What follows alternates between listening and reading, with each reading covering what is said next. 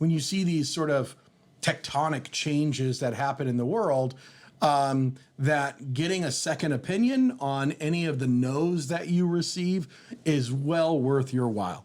This is Las Vegas Real Estate Now with local real estate expert Harvey Blankfeld. One of the things I want, before I forget this, one of the things I would recommend anybody, if you're told no about something in your qualification or this sort of thing, ask the lender the follow-up question, which is this a your company rule or is this an industry rule? Right.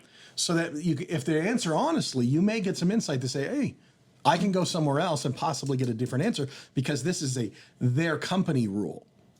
And I'd like to believe that they're all going to answer honestly, but I'm not sure they are because they'd like you to believe, well, no one can do this. Sure. And so I would say, I agree with you 100%. Ask the question, but still get the second opinion anyway, no matter what the answer is, honestly. Agreed. Yeah. But this is also one of the rules where a good quality agent will be a resource with you.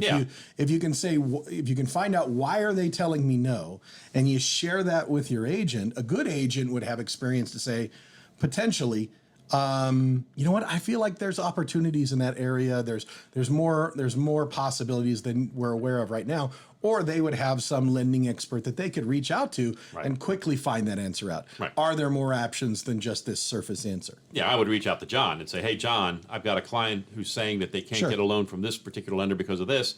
And you would say, yeah, have them come talk to me. Let's see what we can do. Or, yes, this exists in the world. Here's where I'd point you. I expect most sellers will find and make the decision that it's in my interest as a seller to provide some pay to a buyer's agent so that it's as easy as possible for a buyer to buy my house. Indeed. And I think and sellers have to recognize that buyers are going to recognize that now you're not paying as much as you were before. So that means I should be getting a better deal elsewhere. It's a trade-off. Absolutely. It's a trade-off. If when you bought this house from the person that sold it to you, your agent was paid out of their pocket, and now you want to, I'm going to adjust the sales price in my own mind and what I offer you if you want to change the game. Exactly right. Right. It's just gonna shift the numbers a bit. But what it does is it may put the onus on the buyer to have a little more cash at closing to pay for their own agent. It's possible. That's a possibility. Yeah. It's a possibility if the seller's not willing or not aware or necessarily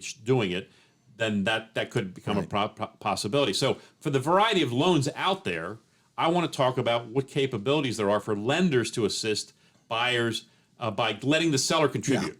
So getting past the semantics here, let's say the seller's not willing to pay a buyer's agent's fees, right? But many sellers very well could come down and say, I'm willing to give a credit to the buyer and they can spend it however they need to. Closing cost credit. Closing cost credit. Thank you. Very common. And so each loan product does have a rule in regards to how much a seller can credit you as a buyer and still remain compliant in that loan.